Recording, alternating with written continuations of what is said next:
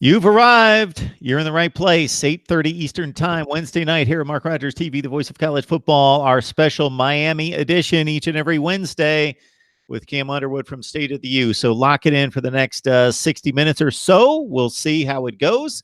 If you've got plenty of good questions and comments, leave them in the live chat. Of course, I'll be scanning what you have to say and delivering my own questions and comments to Cam Underwood.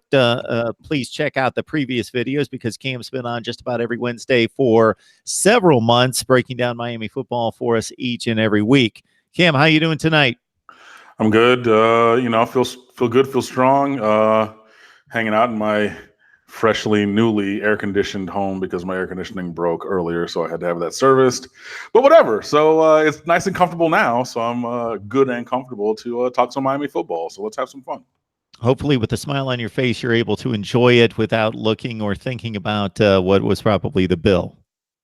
Yeah, no, that's already been settled and everything, so I'm not worried about that. So I'm looking at the thermostat. You can't see it. I'm facing it and everything, but I feel the cool breeze going on as opposed to this oppressive heat that it once was when I got home from work. So all good.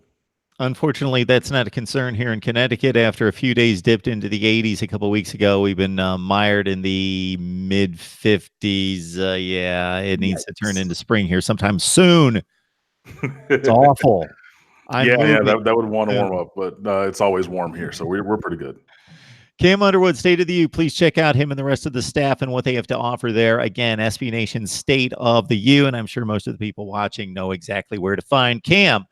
Lock it in here to Mark Rogers TV, the voice of college football. So you can also help build the channel by grabbing the Amazon link that you find in the description section of this video or any video. Just do your regular Amazon shopping. Do exactly what you would do otherwise. And a small little portion of that comes to build the channel. Also, we've got the super chat on. So if you appreciate what we do here at my channel, but in addition to that, more so what Cam brings every Wednesday night for us, please leave something there in the super chat. And I'll be reminding you that from time to time there in the live chat as well. So, Cam, as you mentioned to me before we started to record, some recruiting news is out there. So I'll let you take it away from there. Yeah, and actually, I kind of buried the lead thinking about it. So there's a couple things I want to talk about. Number one, he has a quarterback for the 2020 recruiting class. His name is Tyler Van Dyke. He's from your neck of the woods up in Connecticut. Goes to Suffield Academy, and I forget the town. Okay.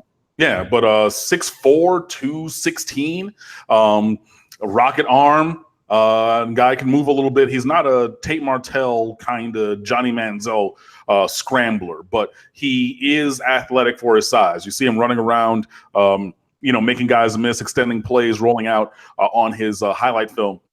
And his highlight film is pretty good. He threw for a little under 1,900 or 2,000 yards, 14 touchdowns, 5 interceptions as a junior.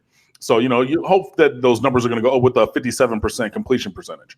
So, solid. Not like, Trevor Lawrence numbers or anything where he was throwing for 4,000 yards a year in high school. But he has some tools. So, obviously, he's well built for the position at 6'4", almost 215. He should easily be 230. 235 in college once he gets to like a weight program and just kind of developing, so he should be able to grow into his body. The kid has a cannon for an arm. And, I've been on record here saying that N'Kosi Perry has the strongest arm in the quarterback room. That's going to change when Tyler Van Dyke gets to campus. That's the kind of arm this kid has. The first video or the first play on his highlight film, the kid flicks the ball pretty much almost flat-footed with very little stride weight transfer, and throws the ball 63 yards on a dime. It was like 58 or 63, one of the two. It was something like that. But that's the first play of his highlight film. This kid has a cannon. He plays baseball also. He's been clocked into the mid-low 90s, on the hill or from the infield throws and things like that. But he has an absolute cannon for an arm. He works under center. And in the shotgun, but he has experience under center, taking snaps, taking drops, running play action. And that's a big positive for him because he won't have to learn how to do that at the college level.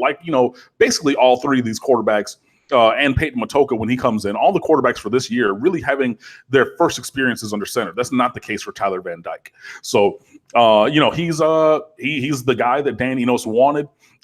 Picked Miami over Syracuse, was another team. Dino Babers wanted him to be their quarterback of the future. And if Dino Babers wants a quarterback, that's a quarterback that you want, period. Like, just full stop. So if Dino Babers wanted Tyler Van Dyke, sign me up. But I also have eyes in my head and a brain that works. So yeah, he had many other offers around also. I think Michigan, North Carolina, and Boston College, some other teams, in the locally and regionally, had offered him as well. So I think he had like 16 or 17 offers, Tyler Van Dyke did, before he committed to Miami. And he took a secret visit last weekend. Because, you can take unofficial visits, you can go to campuses and things like that right now because it's the contact and evaluation period. So, ahead of that, everybody, even like last week, I think I was asked about it. I said, I'm not really sure, blah, blah, blah. Because, that's what it looked like. He was going to go to Syracuse, Tyler Van Dyke, that is, with his commitment. And then last weekend, he quietly flew down, had a nice couple days here in South Florida, met with the coaches, talked to a couple of the players, yada, yada, yada, goes back home and he's like, yep, that's my spot. And he committed. So that, is another player on offense that Miami has in this class. And the offensive recruiting is going better right now than the defensive recruiting, just by the talent that's already committed. If you look at quarterback, you got Tyler Van Dyke, who's a 4-star. He's the highest rated recruit at the quarterback position of the big three in Florida. That's Miami, Florida, and Florida State. That's a verifiable fact. So, whatever. People want to say, Florida fans talking about, I don't know if they play high school football in Connecticut. Your best tight end ever, who wore number 81, hails from Connecticut. Like, don't come to me and talk about that when you have Tyson Fomanch, who committed to Clemson, and both of those teams, Florida in particular, because they were the ones who were talking stuff. You had him on campus for 2 separate unofficial visits. Don't talk to me about that. You know what I mean? But Tyler Van Dyke, number one.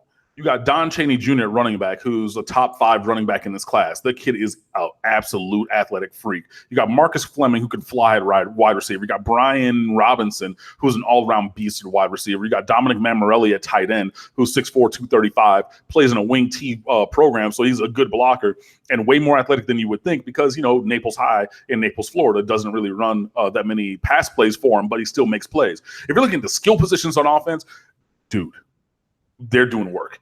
And it's a little counterintuitive because you would think, Manny Diaz was the defensive coordinator. The defensive recruiting would be ahead of the offensive recruiting. But I think that he and everybody knows that the offensive recruiting needs to be to this standard, to this level, to really take this program forward. So that's going well. So, yeah, the latest commitment, Tyler Van Dyke. I put up a welcome to the U piece on State of the U. Boom, done. On the other side, however, Miami's missed on a couple linebackers this week that – the first one was 5-star Antoine Sampa from Woodbridge, Virginia. And most everybody thought he was down to Florida State or Miami, but leaning Miami, probably going to go to Miami. National writers wrote it. Mike Farrell from Rivals wrote it. Even the guys on 247, other sites were okay, we feel pretty confident about it. Boom, boom, boom. And then I'm on Twitter and I see Jimmy Detail used to be from the New Orleans or whatever, the Detail newspaper down there, but now he runs one of the rival site for LSU, and I just see tick, and that's his thing before a commitment. He's tick tick boom, so he just goes tick ... and we all knew what time Sampa was going to commit, and I just said, oh man. So let's go delete that draft of a welcome to the U piece out of the editorial. So yeah, he's a guy who all of a sudden went to LSU, and LSU is recruiting at a higher level than they pretty much ever have.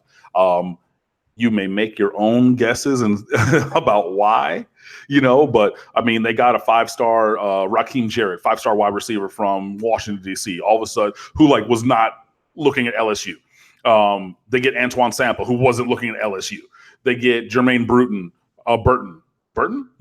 who used to go to IMG, but now is back home in Calabasas, California, who at one time was early committed to Miami. He's committed to LSU now. They're pulling in these 4 and 5 stars out of nowhere all of a sudden. And when that kind of thing happens, we probably have an idea why. But whatever. Point of fact, Miami, or a lot of people thought that Sampa was going to come down here. That was not the case. Just today, Jayon McCluster from Largo, Florida. He was down to Auburn, Florida State, and Miami, and he chose Florida State. But he was a Florida State lean for a while. Both of those guys, Sampa and McCluster, are linebackers. So that was, Manny Diaz's coached position, which is now being coached by new defensive coordinator Blake Baker. But that's two whiffs at two talented guys, within the span of like 5 days. Now, Jalen McCluster, he was saying that he might want to play in college with his friend, oh my God, Alvin something. I can't remember his last name. Whatever. But he's Mathis. There it is. Excuse me. Alvin Mathis, who's from the same town but goes to the other high school. And they were saying, oh, we're going to be a package deal. We're going to be a package deal. But then McCluster commits to Florida State, who is not anywhere on Mathis's radar. So, sometimes it's the wonderful world of recruiting where 17 and 18-year-old kids say things and then they do something opposite. So Alvin Mathis is somebody else who Miami's going to look at in linebacker. But yeah, missing on guys is obviously not a thing that you want to have happen, but there are a lot of guys who are out there who are talented to bring in, especially at linebacker, and it double hurts on top of just missing on guys, because we already know that the linebacker position needs to be an elitely recruited position this year, because Miami's going to lose everybody. Like Sam Brooks, who knows what he's going to be like coming off of a knee injury. I mean, yeah, he played a little bit last year for Miami Northwestern, but we're not really sure what he's going to be. Plus, the fact he was an edge rusher more for Northwestern than like a stand-up linebacker, so making that transition is kind of nebulous in and of itself. Avery Huff, an athletic freak, a really well-built guy, 6'4", 205, but he needs to put on weight. He's a playmaker, and he probably is going to play this year, but we need other guys. So when you miss on a Sampa, who we're in on, he's 6'2", 230. You miss on McCluster, who's 6'1", 195. All of a sudden now it's like, okay, cool. Now we really got to start hitting on some of these guys. That Alvin Mathis, that, if you believe that there's a chance with Justin Flo, the number 1 linebacker in America. Oh, by the way, Sampa was the number 2 linebacker in America. So, he's up there with Justin Flo in terms of, build and talent. Like, maybe you pull a Savell Smalls from Washington, a 5-star linebacker. Maybe you pull a Justin Flo, but eventually you're going to need to pull these guys, especially at linebacker, where there is a dearth of talent, especially moving forward after this year, because you're going to lose all 4 guys. That's Romeo Finley, Shaq Quarterman, Zach McLeod, and Michael Pinckney. All 4 starters. And yes, I count Romeo Finley as a starter because, yeah, whatever you rotate with, if you're going to go 4-2 or 4-3 at the, bring in that striker position. But all 4 of your starters at linebacker are gone. So you got to bring in guys of this caliber to replace them, because the other guys on this roster are not that talented. Plain and simple. Patrick Joyner might be a steal, moving him actually back to stand-up linebacker. Avery Huff, yes. The rest of those guys, I'm not sure any of them can play major snaps, who are not going to be a liability on defense. So you got to bring in guys.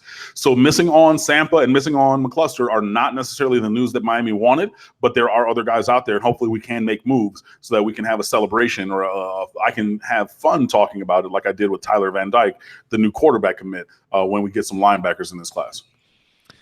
Cam Underwood from State of the U, the best analysis on Miami football you're going to find anywhere. And if you want to find it on a regular daily basis, you go to State of the U and join him and what he is touted to be. I'm going to put words in your mouth and you can correct me. Maybe the best semblance of talent that you've had there at State of the U, maybe since you took over.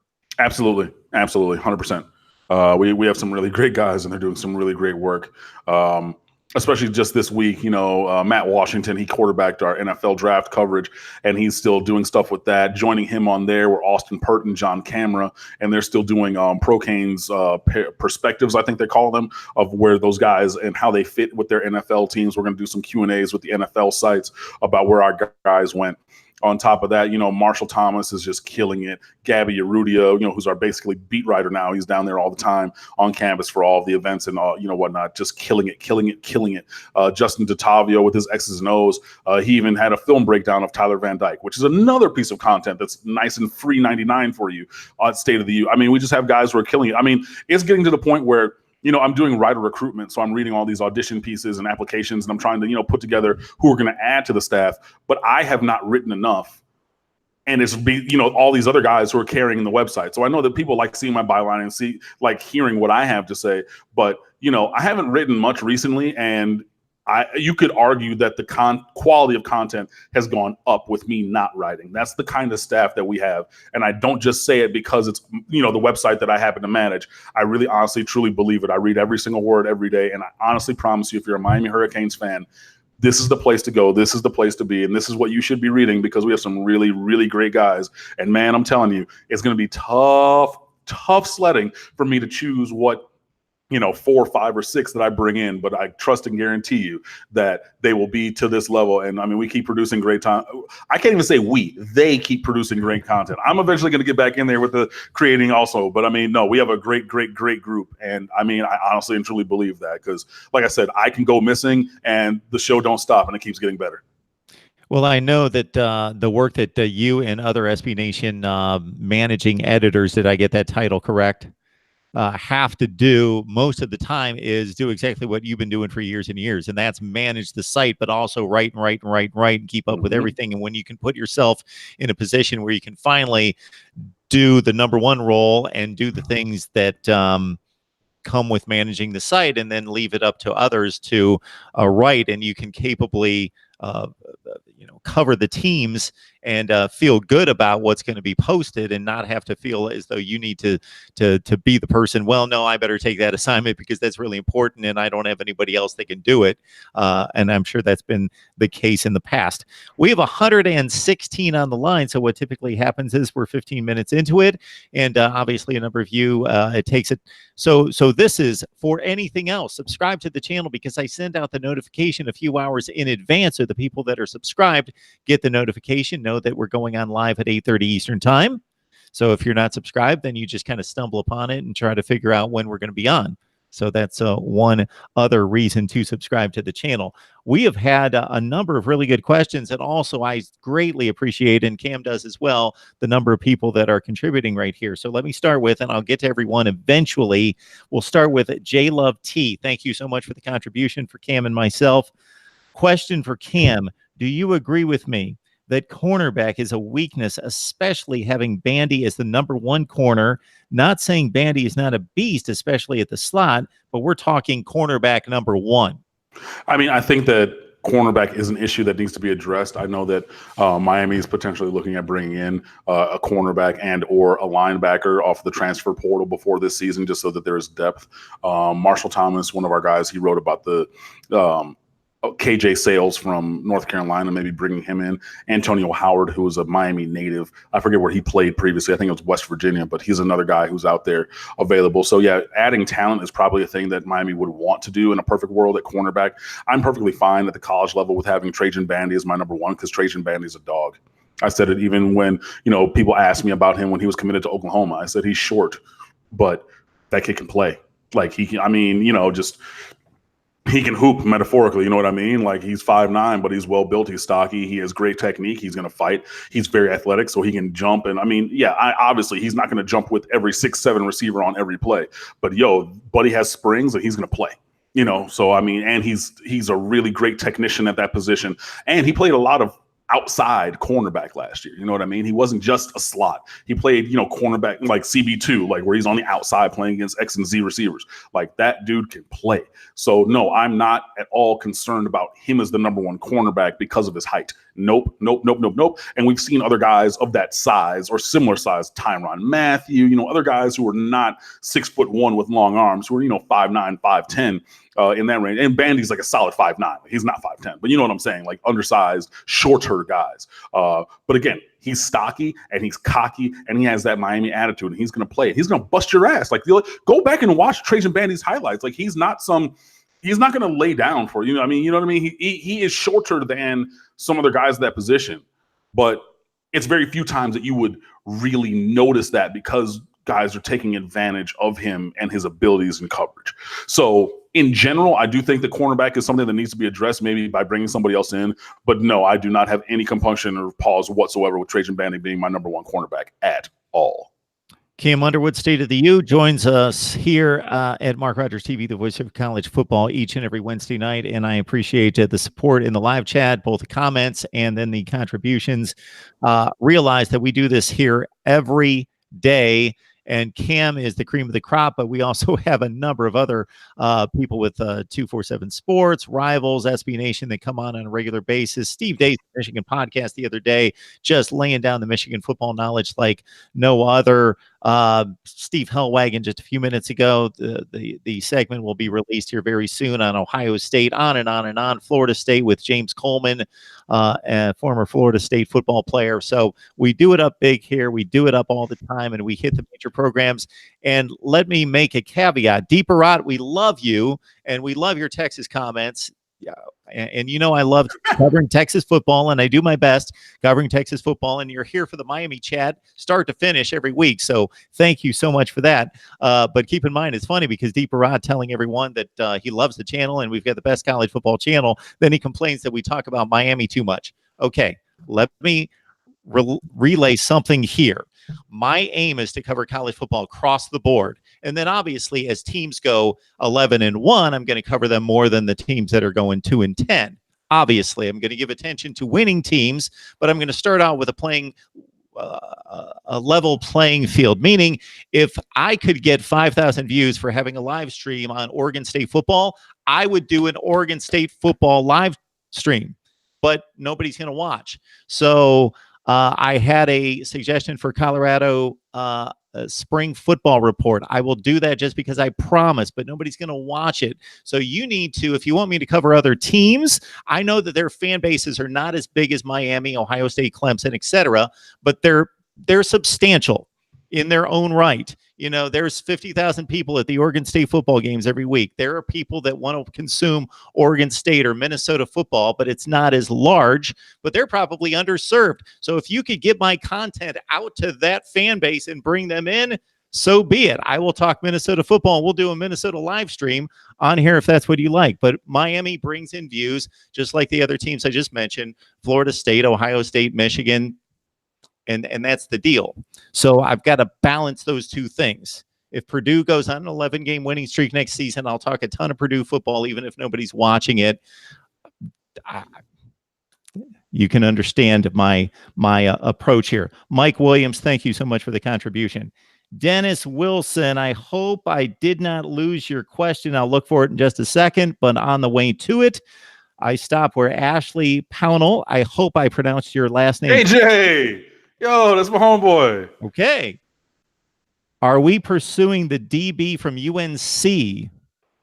No, that's who I mentioned in the previous question about cornerback, KJ Sales. So I'm not sure. But, you know, he liked and retweeted and put the double eyes emoji on the post that we wrote about that. He's been going back and forth with Trayvon Hill, about that because Trayvon Hill is from the similar area up in Virginia. So he's like, yo, slide through. So, I mean, they're banding that about on social media and things like that. But, actually, if we're approaching him and everything, I do not have an answer on that. But, I think that, it's been multiply reported that Miami is looking at multiple options at cornerback. So I think the KJ Sales is probably one of them, but we'll see. Big shout out to Darth Vader 1219, the U family. Thank you so much for the contribution. And he just simply says, thanks, guys. Appreciate the content. Jay, the U family. Blaze, the same thing. Thank you so much for the contribution. And I'm looking for Dennis's question. And while I'm looking for it, I would like to get, Cam, your reaction to Gerald Willis not getting drafted. Gerald Willis not getting drafted. Yeah, that was a mess.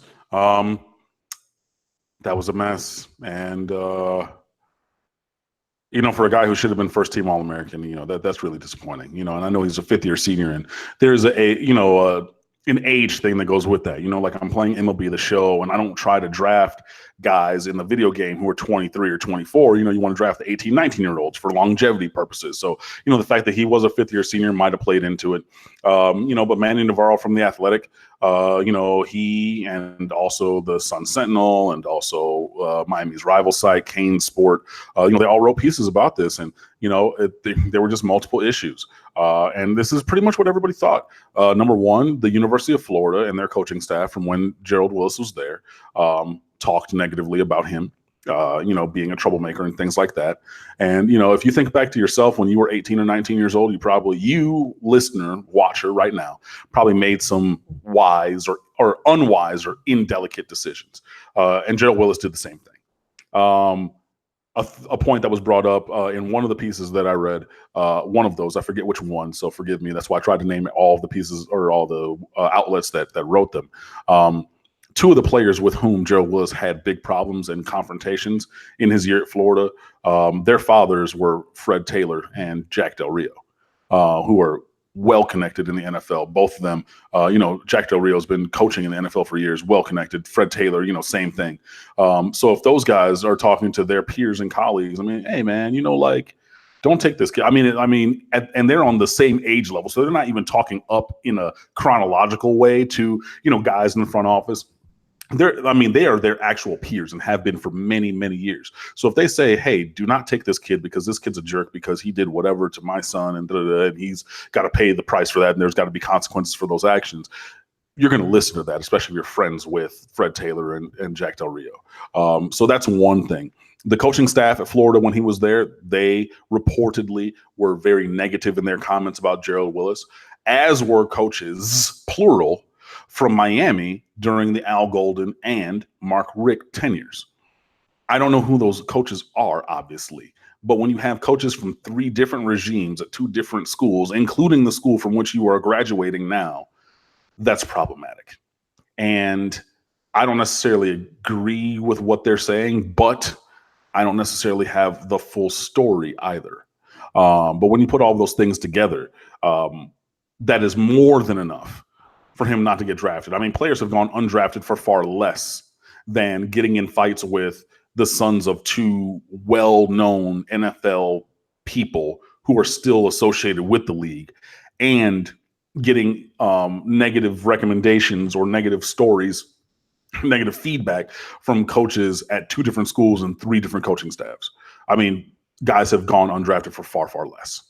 And on top of that, whatever it was that made Gerald Willis miss the 2017 season when he took his personal leave of absence, whatever that issue was, it is hard for me to think that had no role in this also. I do not know what that is. I cannot speak on that. But again, when you're adding all these things together, that's more than enough, probable cause for him not to get drafted. Now, you also want to talk about people saying, oh, he's ineffective or ineffectual in the run game, or he doesn't do this or he doesn't do that. I say turn on the tape because I don't necessarily agree with that. But yeah, so it was pretty sad, but being able to pick and choose his own spot as an undrafted free agent. Once it got to like the 6th round, I was hoping he was going to be undrafted. So he had the agency to pick his own destination. He's going to Baltimore, and Miami Hurricanes have had great success in Baltimore with the Ravens. And I fully expect Gerald Willis to make the roster and be in the league for, 8, 10, 12, 13 years. I honestly believe that. So, we'll see what happens. But, it was very unfortunate that he was, of the draft eligible guys, was not drafted. There were some other ones who were undrafted as well. But, there were guys who had Gerald Willis as a 2nd, 3rd round grade, and he went undrafted. That was what the unfortunate part of it was. My beloved Cleveland Browns selected Sheldrick Redwine. Yep. How do you think he projects to the next level? Well, we just wrote about Sheldrick on State of the U, so I urge you to go look at that. But Sheldrick was a lifelong teammate of Jaquan Johnson. I've said it before. They were born in the same hospital on the same day. They went to the same elementary school, played on the same Optimist team, played middle school and high school and college together. Redwine was a cornerback for a while, and then he moved over inside to safety, and he hits, and he's got good size. So I will say that, but nothing more. And then, kind of do the whole plug thing, because we did just write in about him in depth. I don't know if it was today or yesterday. I think it was yesterday. Yeah, it was yesterday up on State of the U. So just be sure you go check that out. But I think that he will transition pretty well. And I think that he'll, find a home in that Brown secondary. Mark Rogers TV, the voice of college football, with the best discussion, debate, and analysis of the game we love each and every day with top bloggers, broadcasters, and writers. And then you get the analysis from myself, which includes right now, Cam and Zoe, we are in the midst of ranking every schedule in the Power 5. So I've knocked out number 70, number 69, 70 teams in the Power 5. We've ranked the schedules and projected the records for all the teams. No, that is not my final prediction for 2019, but my projected record, because I used to just rank the schedules and that wasn't good enough for everyone. They wanted me to project a record. So I have done that. And coming up tomorrow will be team number 68 with the 68th best or the third worst or least difficult, easiest schedule in the Power 5. So that's coming up next. And believe me, when we cover spring football like nobody else, that means 32 teams covered. So check out the spring football reports. And now we're diving into what Cam and I talked about just a few off seasons ago when things were a bit dead. And I'll hit Cam up with this at some point. We'll talk about the greatest wins in Miami history, the most excruciating losses, best players, favorite players. We'll run the gamut and talk Miami football history coming up in the next several weeks as well. But without further ado, after I let everyone know that you can find me on Patreon as well, and of course join us there where I will be responding to viewer comments on a regular basis, and grab the Amazon link to support the channel in the description section below. And of course, like the videos. We got Alonzo 1219 on the line, and I think this is exactly my cue just to kick back in my easy chair, monitor the live chat, and let two bastions of Miami football coverage go at it here in a good way. Zoe, take it away. First off, this is like an honor. This is the big to get on with Mark for the first time was the biggest thing that ever happened to me. I'm serious, being honest with you, this is real close. I've been following Cam Underwood for a long time. To me, the best of the best at Miami, at being a Miami blogger, analyst, journalist, whatever you want to call. Really look up to everything that you do, my brother. I appreciate you so much, and to be able to get on here with you, man, it's an honor. I appreciate it. Right. Nah, man, I appreciate you. You know, like fam got to support fam. So, you know, I see you out there with everything. And, you know, I've been watching your videos too. So Mark was like, oh, yeah, you know, Zoe want to come on. And, you know, I've been familiar with you and everything. I see what you're doing too. But, you know, I appreciate that and everything. Support you as well, brother. I get a lot of people that we come from two different. We do things two different ways. But you break it down a lot better than I do. I do it a little bit different. But I think we're kind of both on the same page with Perry. I was at the spring game, and I heard a lot of hype from Tate, and no disrespect to Tate, and I spoke with his father as well. I keep telling people his pocket awareness, he has escapability, but he can't throw out of the pocket. His ball either sails too high or it gets knocked down. And every time I seen him complete a pass, he was rolling right. He would never even roll left. And those were my concerns about him. And if I'm a defensive coordinator, I make him roll right or I make him stay in the pocket. And this is why I think Nikoski he has a stronger arm. He's more accurate. He's 6'4". He can see over the line. He can throw over the defensive line. And this is what makes him a better quarterback than Tate to me. I'm not on the bandwagon of just going for Tate. Well, I mean, the first thing that I want to say is rolling to your left as a right-handed quarterback is hard. Like for everybody, you know what I mean? Like you see dudes who do it, but you know, it's like, you know, NBA players, like they do it and they make it look easy, but it's hella hard, fam. Yeah. So like, I feel you on that. And, you know, Tate is not going to sit there and pick apart a defense throwing the ball. That's just period. You know, whether it's Jaron or Kosi, they have a better ability to do that.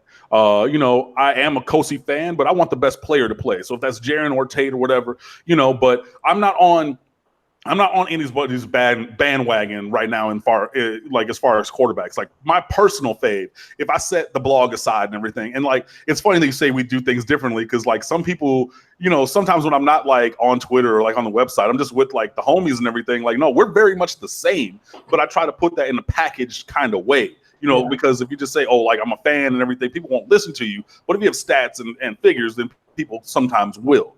So, yeah, my personal fave for Cam is Kosi, 100%. But as wanting Miami Hurricanes to be great. Whoever wins it, wins it.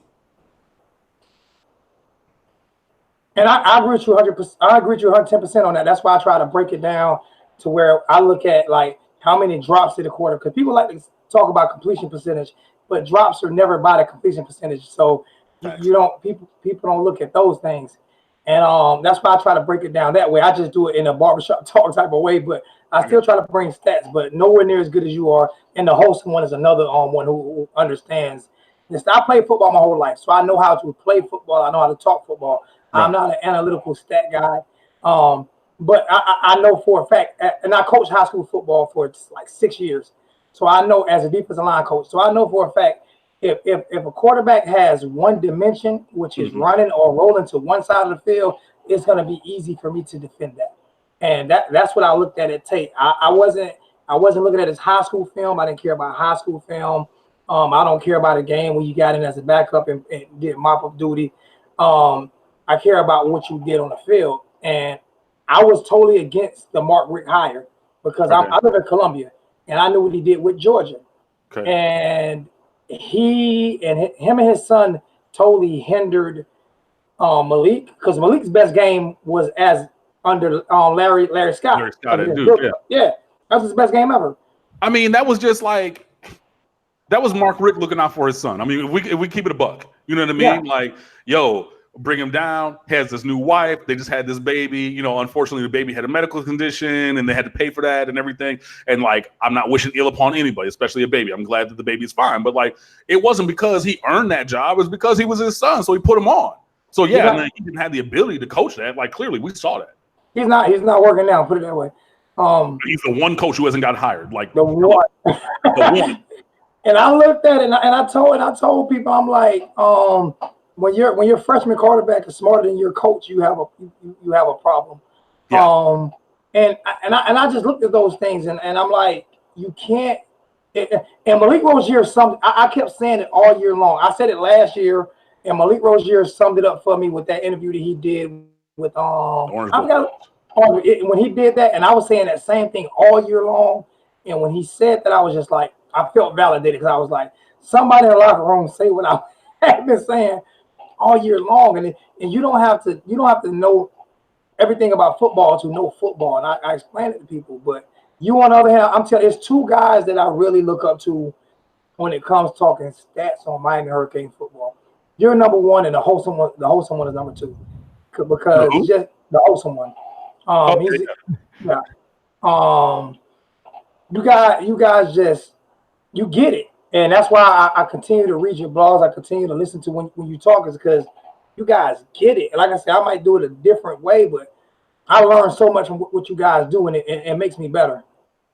Period. I appreciate that, man. I mean, it's a different way to look at things, you know, because we all can say this sucks and this is terrible, but, you know, digging into it, like, how tangibly can it get better? You know, so like if you look at it from the analytics, and then, you know, bring in somebody, you know, our guy Justin on the website, he's a high school coach too, so he breaks down X's and O's. I'm gonna listen to you talk about X's and O's. You know, I'm gonna listen to, so we can approach it a couple different ways, but to really, you know, put it into perspective, we're like, oh, quarterback play was bad. No, statistically, it was the second worst out of 130 starting quarterbacks, and you'll say, oh wow, like I knew it was bad. I know it was that kind of bad. So just really, you know, putting context on things, but you know, yeah, just really trying to just look at it and always trying to find an answer, because if it's going well, then keep doing that. Like when Jeff Thomas is averaging 38 yards a catch, I would have liked to keep doing that, but obviously the offense wasn't that way. And if it's going badly, like a couple of years ago when we only had, what was that, 23% conversions on third down, saying, look, you need to get that up to 40. You know what I mean? And that's almost double. That's going to leave the offense on the field. And that one little number will show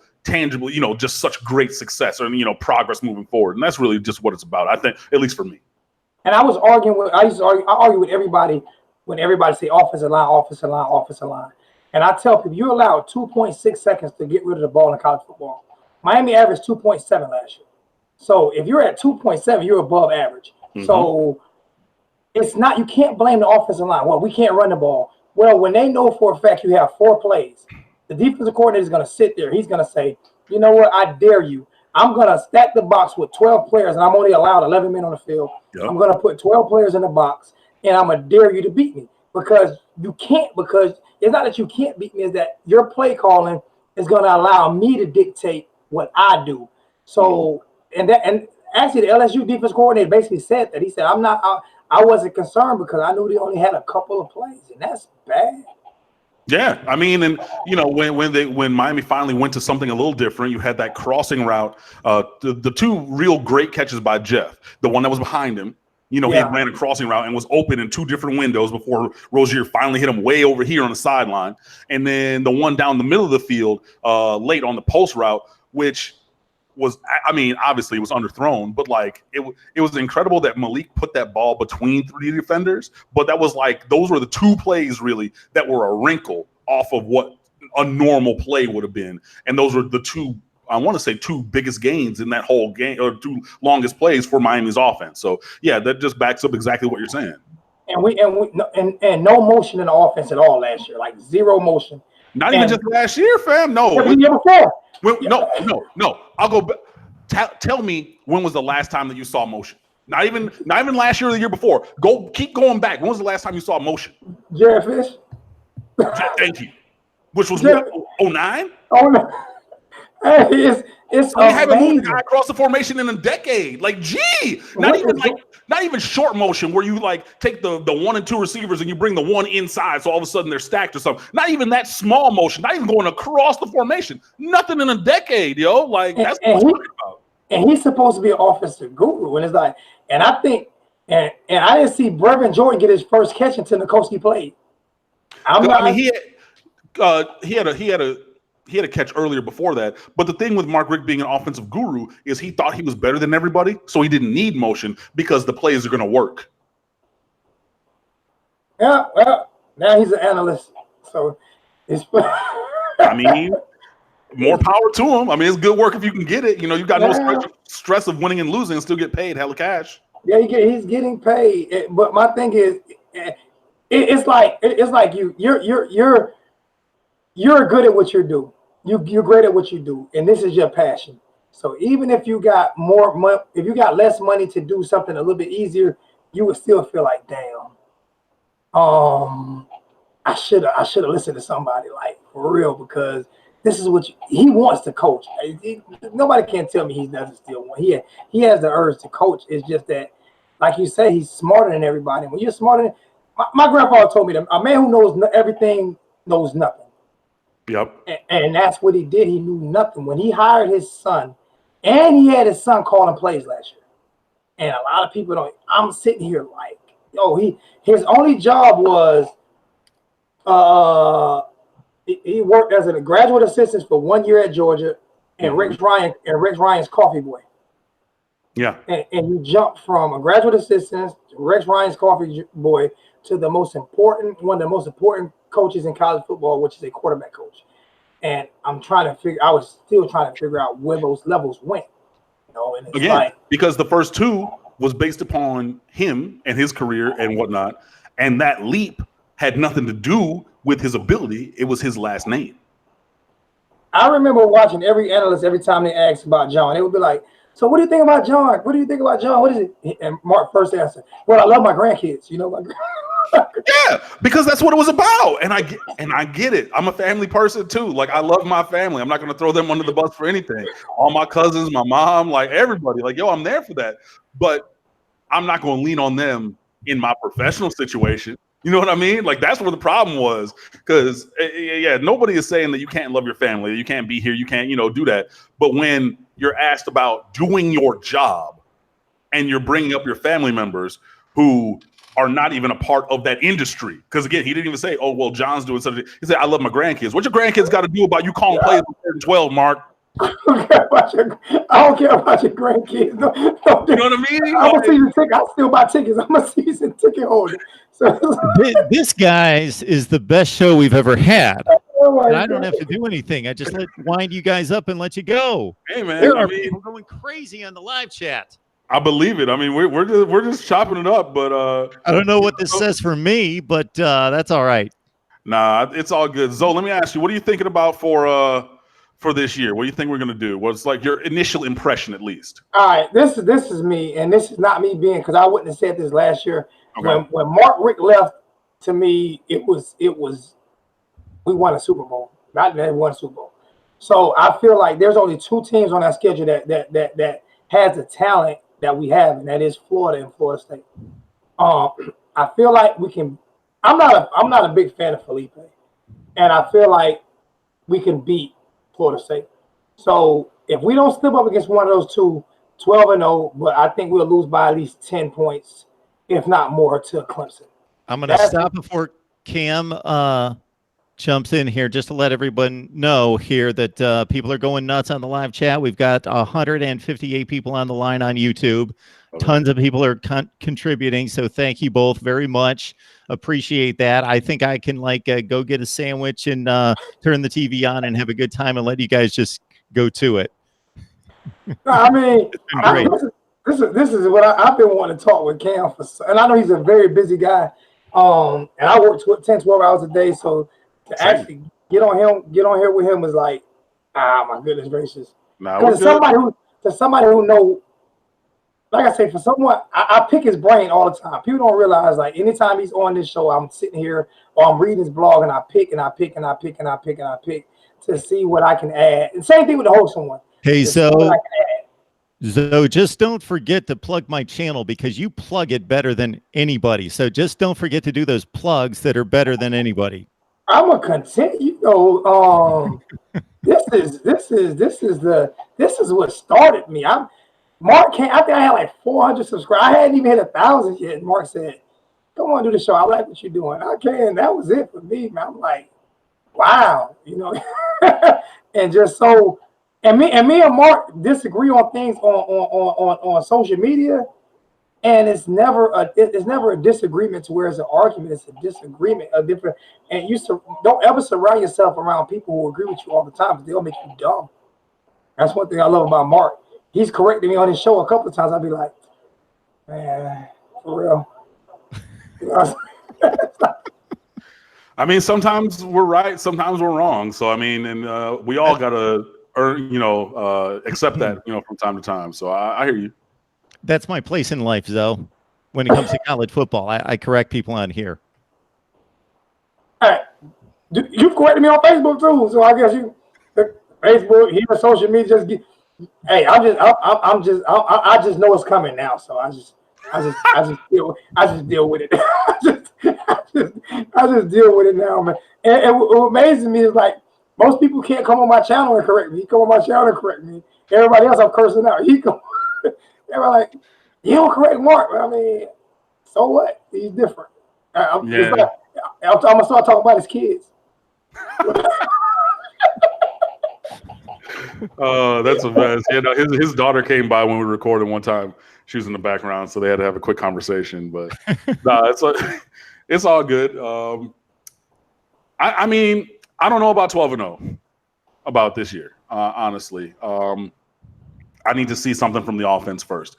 I think that the defense is going to be stellar again. I think that there's going to be maybe a little bit of regression from the pass defense because we were number 1 in America last year, and you lose, Redwine, Johnson, and Jackson out of that secondary, even though you have, talented guys. So I would say, my early thought is, and again, Miami is going to be the most talented team on the field every week of the year, except for 1, maybe 2, depending on what you think about Florida State's roster. Florida, they have out-recruited us recently. I mean, it's not a big gap saying that they're more talented, but if you look up and down the roster, I would say slightly. Florida State, depending on what you think about them, especially on the lines, it's about the same. And then obviously, God willing, that we win the Coastal and we get back to, Charlotte to face Clemson.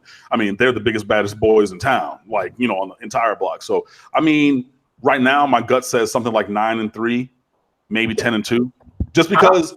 I'll say it because of this. You got a young quarterback who's learning how to win. You got a young offense that's learning themselves in the scheme, and a younger defense. I mean, you still got guys up front, but and Manny Diaz also as a head coach. You got multiple guys in new areas who are trying to win or trying to learn how to win in this new job. And I don't necessarily think that's going to come together in a 12-win season. But if I'm wrong and you are right, I would love that. What gets me is that what puts me at 12-0 is that or 11-1. I don't think Florida and Florida State will beat us. I don't think both of them will be. I don't think. I think Manny would have a brain aneurysm, and I just don't think. And like you said, we're more talented than everybody else. What has me convinced about Manny is that I booed the hire. I booed that hire, did not want it. Why? And because I was looking at Texas film. Okay. I was looking at Texas film. I was looking at, I wasn't looking at Mississippi State. I was looking at Texas film.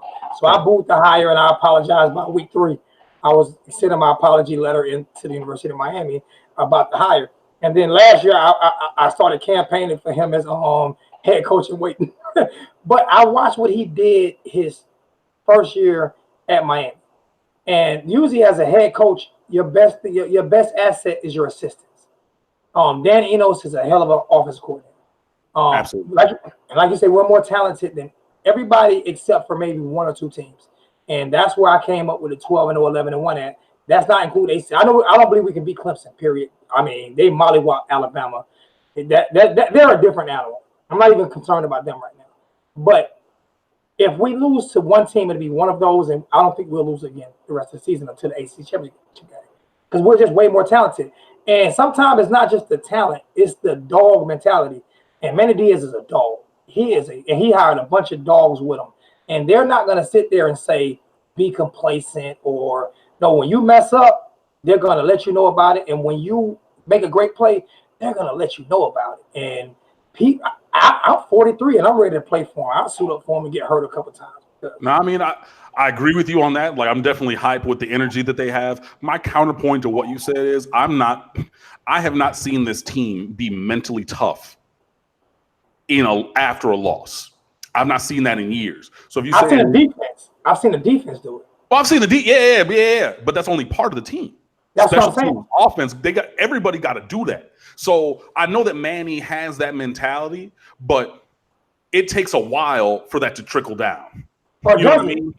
Like he has you and me, where it's like, okay, cool, I'll bounce back. Like, I'm about to be 38, you're 43. We've been through some stuff, we've seen some stuff. So our bounce back ability, our mental ability to bounce back is way different than 17, 18, 19, 20-year-olds. Oh, I can agree with you 100%. But that's where I think a loss might come, and it might, that next week it might beat you twice. Because if we lose to Florida State, we might come back that next week and let that game beat us again. That's what I'm talking about by seeing 2, maybe 3 losses. Because I don't see that mental fortitude yet. And see, I can agree with you on that, except for Manny. And the reason why I say this is our defense never had really a mental breakdown until like the end of the season since he's been there. Right. And you look at the year before with Mark D'Onofrio, our defense had mental breakdowns every quarter. Mm-hmm. I mean, so I just look at when he took over, when Manny and Mark took over with Brad Kaya there, we were considered our defense was supposed to be 2 years behind. Our defense took over from day one, and they were the ones having a mental collapse. So I just look at it as a standpoint of listening to Dan Enos, and those guys in Florida, those guys in South Florida, those are dogs, man, and they want to be let loose. I don't see no fear in those guys. I think Mark Richt held those guys back. Absolutely, he broke their spirit, and I think if their spirit isn't broken, I just don't see. Anytime they wanted to open it up, do you remember what was that West Virginia game when we started out with that read option, and I was killing him, and as soon as he went to the spread, look, I was there in Orlando. I was sitting with my boy Lou, and he got really nice tickets for us in the front row, and I was screaming because they're giving us all these yards. They're playing way off of 82. They gave Amon Richards all the space because they knew they couldn't run with us. They couldn't hoop with us. They couldn't check us. And I said, look, run a stop route. Run an under, run a drag, get Amon Richards the ball right now and watch what happens. And it took us into the middle of the second quarter, and they finally ran that drag under, and then he scored from like 70 yards. And I'm like, yo, they can't run with us, fam. Like, it's the same thing that we should have been doing to Wisconsin, and we were doing until those interceptions these last couple of years. You know what I mean? But, yeah, they want to be let loose. They want to run faster and everything. And I believe that the scheme on offense is going to take them that way. But to me, it's a different thing because I know that the defense has that mentality that you're talking about with Manny Diaz. The offense, I still need it to trickle down. It's like You know, when you put sugar in tea, in unsweetened tea, and you know how it kind of goes and it takes a little while before it starts to go through. That's what I think this dog mentality is doing on offense. It's at the top and it's starting to get to a couple little parts and pieces all the way through, but it needs to really be all up in there like it's sweet tea. It needs to be all mixed together where everybody has that mentality. And I don't see that. And we haven't had an ability to see that because the team has not been on the field yet either. So that's, at least for me, what is kind of sticking in my brain is a part of the problem. Because, yeah, Manny Diaz is the one who's pushing that mentality. But until you go out there and because the defense came out when Manny Diaz first came as defensive coordinator, and they were hitting the offense in the mouth. You know what I mean? So then those guys hit him and said, oh, shoot, all right, we got that. Where's the offense going to get that from? Who's going to run? DJ Dallas, is he going to run somebody over? Is Jeff Thomas going to leave somebody in the dust and go score? Like, what's going to be the play that shows them, yo, we them dudes? Because the defense, when they hit somebody, they got that. The offense, I haven't seen that yet. I'm gonna tell you, the guy I'm gonna expect the biggest explosive play from, and this is what I love about the game going against Florida, is because there is no Florida week 1. There is no we're gonna prepare against Savannah State to get rid of. No, you going in, then you have to be ready. And my X factor is Mallory. My X factor is Will Mallory.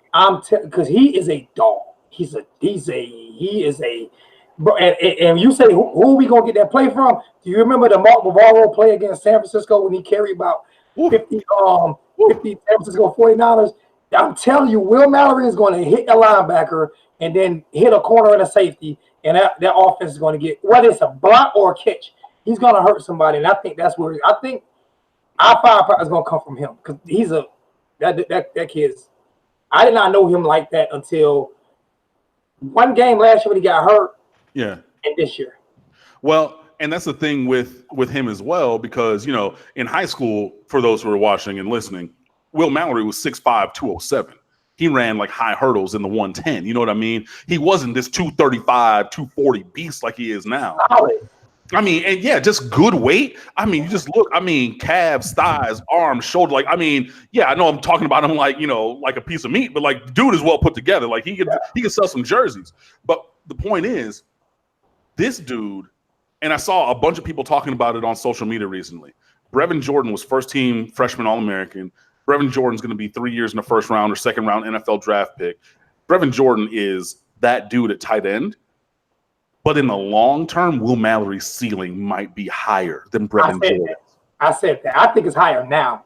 Because Will Mallory's 6'4", 235, and he's just growing into his, like, he has muscles now that he didn't have a year ago. You know what I mean? He's looking at his body like, yo, what is this? These shoulders, these biceps, these like what? Like he's like the Hulk the first time he got into Hulk mode, and it's just like, I can go smash stuff and it won't hurt.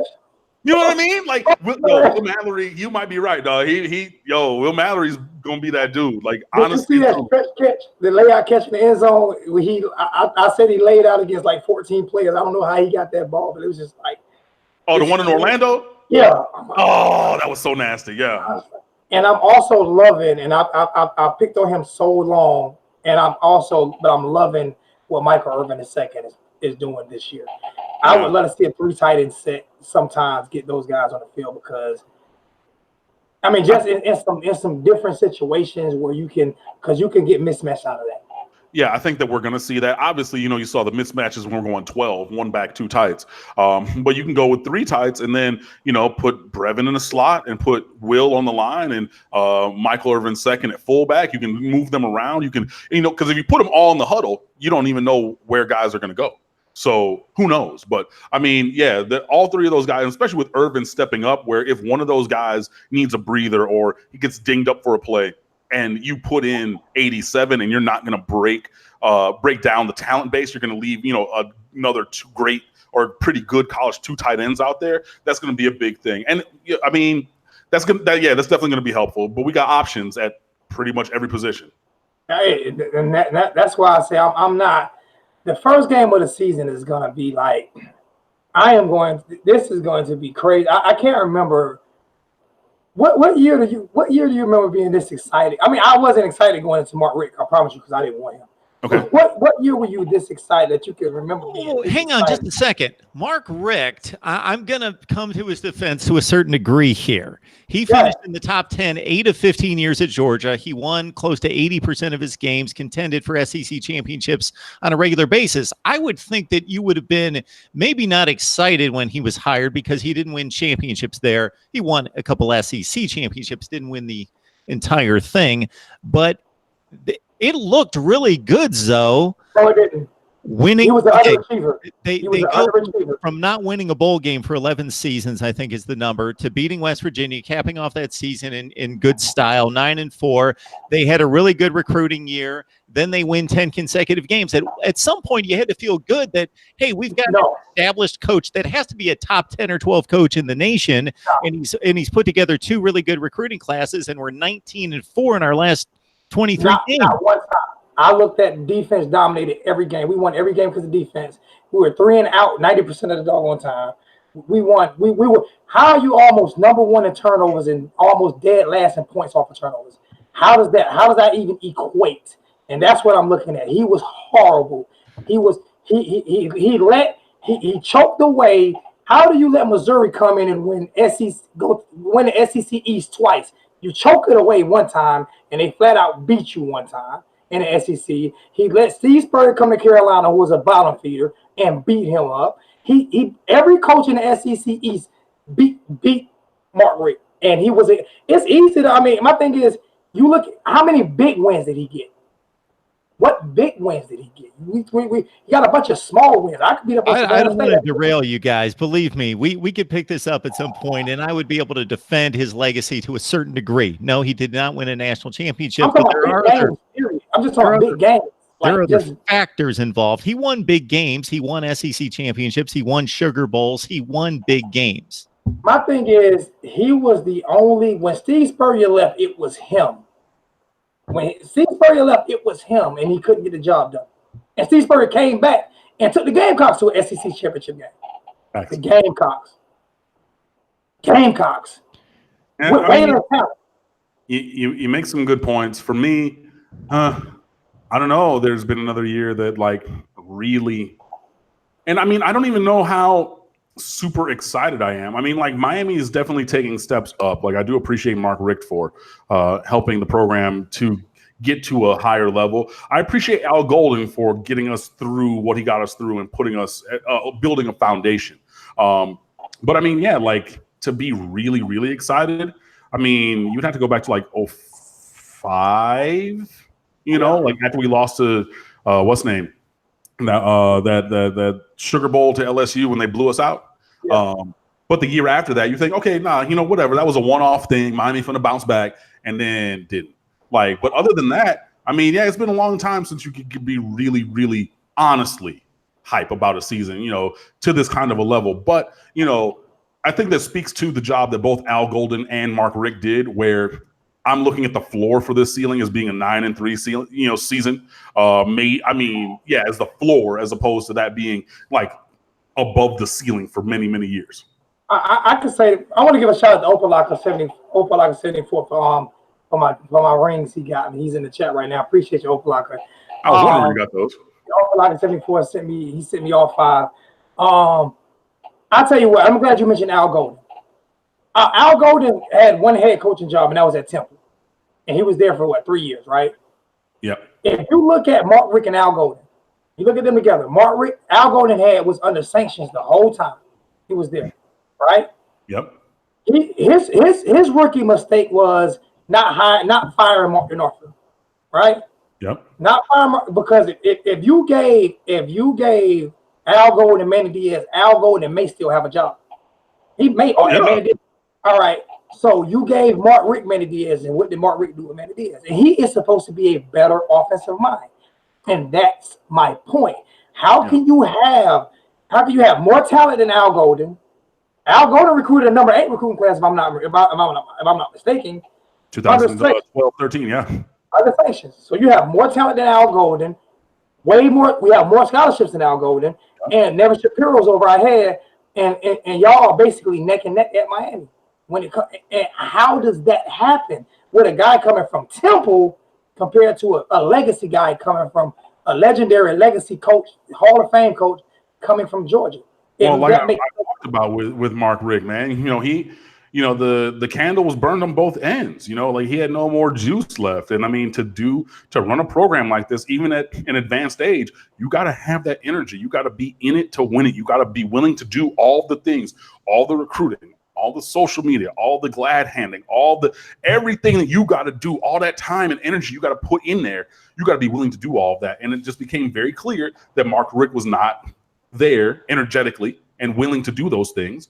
And I know that nobody asked him or required that he, fired offensive coaches, which is really saying that nobody told him he had to fire his son, but he knew what had to be done. And he didn't have, whatever you want to call it, he didn't have that in him to do what needed to be done, because you probably had to get rid of, you would have to got rid of John Richt and Thomas Brown, because Thomas Brown was the named offensive coordinator. So you're not going to just demote him to being running backs coach by itself. Not just that, him and Ron Dugans, they were both named offensive. How do we have co-offensive coordinators? No. You had offensive coordinator who was Thomas Brown, and you had the passing game coordinator, Ron Dugans, which was basically just a line item on his thing where we could pay him more money. You know what I mean?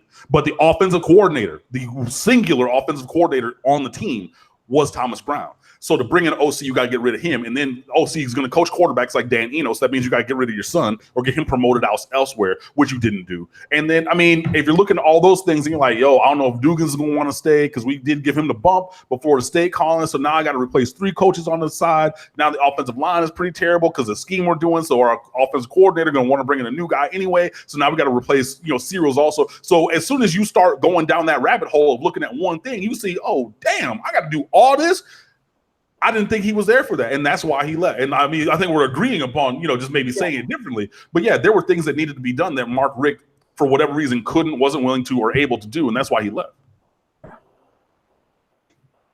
I'm looking at Mark. I'm looking at Mark in the background. Chilling. I just said in the live chat, my channel's been hijacked, but I love it. I don't know if it'll be next week or one time, but I would love to just, maybe just come in and keep chopping it up with you, Zoe, and everything. But, I appreciate the love and everything. I do. Unfortunately, I've been on for 1:10, so I'm going to have to get off of here. But, you brought some good things to the conversation, and, I really appreciate the support. So, and I hope we all support Zoe out here too, because, Kane's trying to help Canes out. Man, I'm gonna say it before you get off. The hands down, and I've said it, and I've never said it to him. I've said it to Mark. I've said it on my show. I've said it on Facebook. The best there is ever at doing Miami Hurricane videos. To me, the Michael Jordan of Miami Hurricane videos, Cam Underwood. This is not me ass kissing. This is just paying homage and respect. The greatest rappers is Tupac, Biggie, and DMX to me. The greatest Miami Hurricane video maker right now to me. I mean, just Miami Hurricane blogger, analyst, whatever you want to call him, is Cam Underwood. Period. Point blank. One day I hope to get somewhere where he's at. But Cam, and I'm older than Cam. Cam, you are the man. You keep doing what you're doing. Do it for the culture. You are that guy, and I truly appreciate what you do for the University of Miami and for all us as fans, man.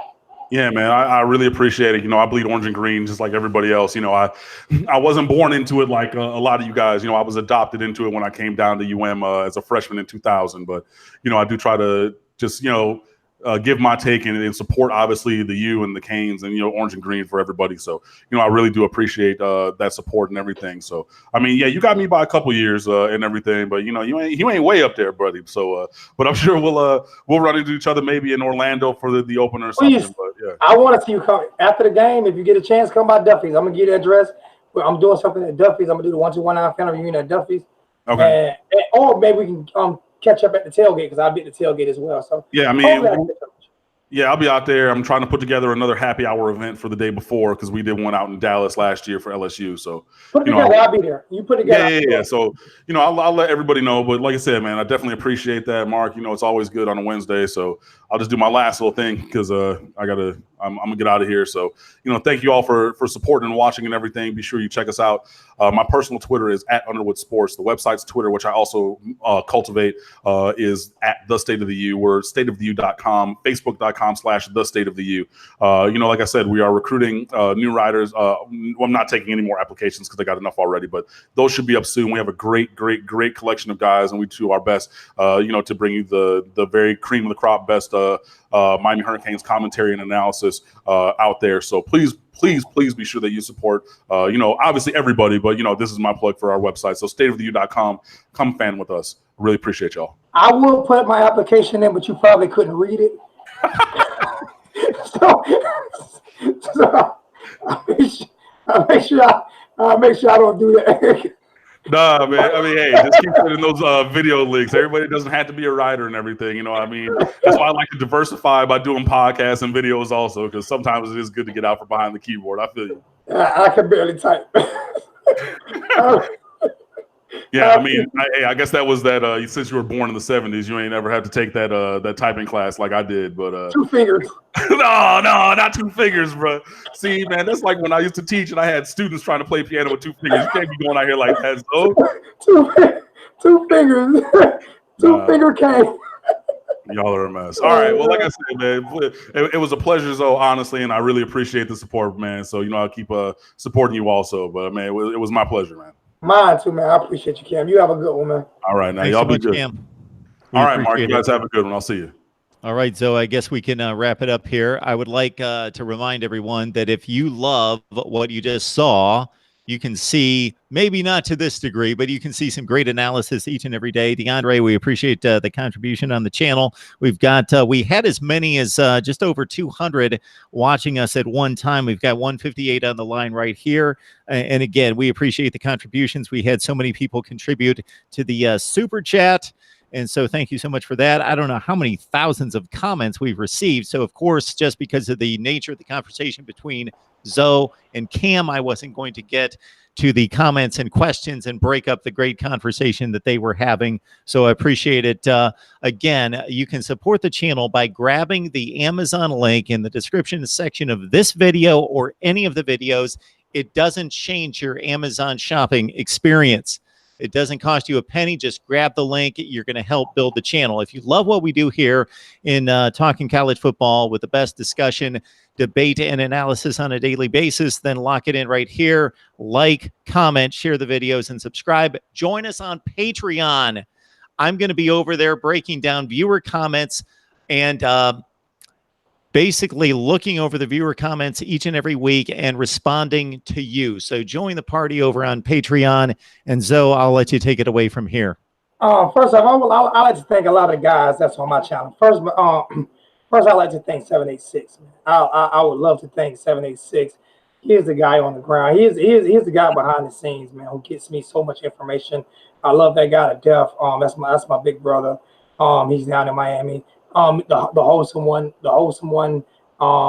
that's my little brother, for just always keeping me grounded, not letting me get the big head. And 786 like that too.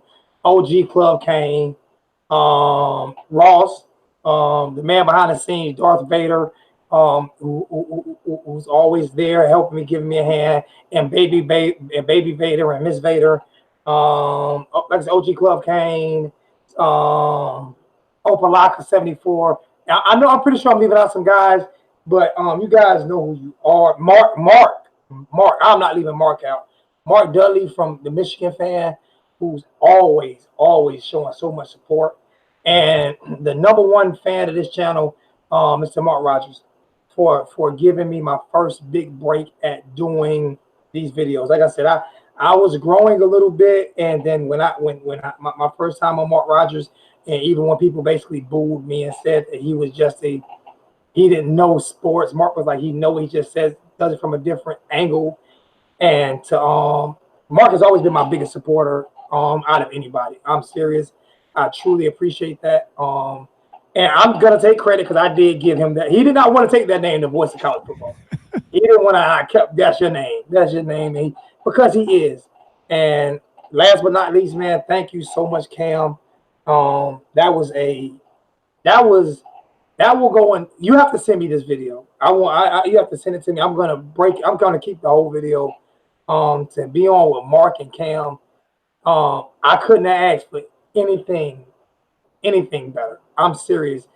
I'm not even sleeping anymore. I got to be working at 5 o'clock in the morning. This was the best day probably of my YouTube career, is doing this with you and Cam.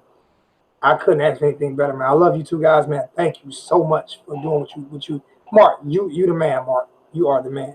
Well, it was a whole lot of fun, like you just stated, much better than I can. And I didn't even have to do a whole lot of work, basically no work. I just kicked back and I enjoyed just letting you two go at it. It was fun. You said that we would have a good conversation. I was kind of scared because, to be honest with you, no one makes me nervous. Like the first time on this show, I was nervous as hell. The first time I did ESPN the radio, I was nervous as hell.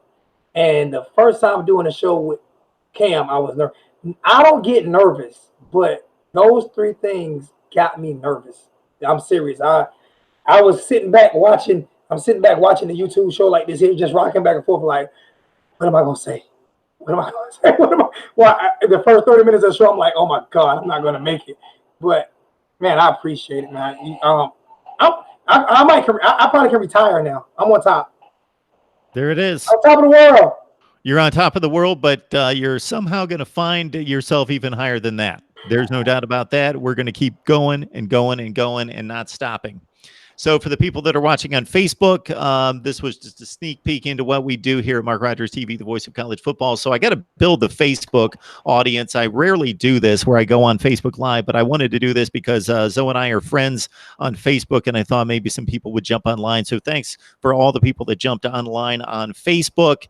But you got to catch us on YouTube at MarkRogersTV.com, or just go to YouTube and search Mark Rogers TV, search Alonzo1219. So people that are my Facebook friends, but not necessarily Alonzo's, it's Alonzo1219. You can join them on Facebook, join them on YouTube as well for college football analysis and Miami talk. College football vids Coach Coop as well.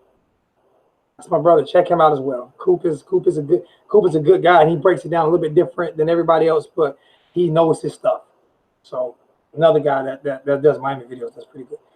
All right, so you have a great night. Get yourself some rest. I would love to see one day Pigskin Pete.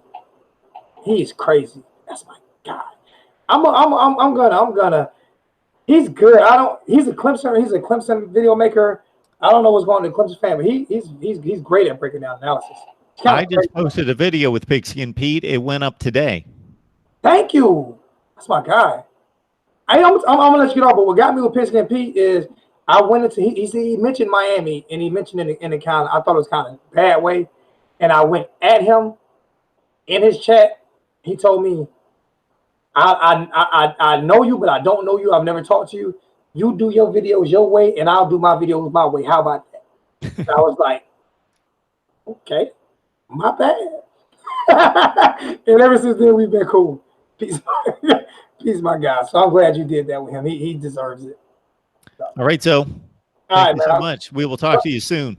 Love you, Mark. Love the Mark Rogers family. Support the damn show. Put it out there. Share the channel. Let's get Mark. Mark needs 100,000. I'm dead serious, man. Because with this, if no Mark, there's no Alonzo. If Mark retire, I'm retiring with him. I'm telling you, I think I'm playing. If we retire, I'm retiring. We're going out together. That's my bro. We won't let it happen either way. All right, Mark, man. Love you, bro. You keep doing it. Love you too. We'll see you. All right, man. That was good. All right, everyone. We will see you soon.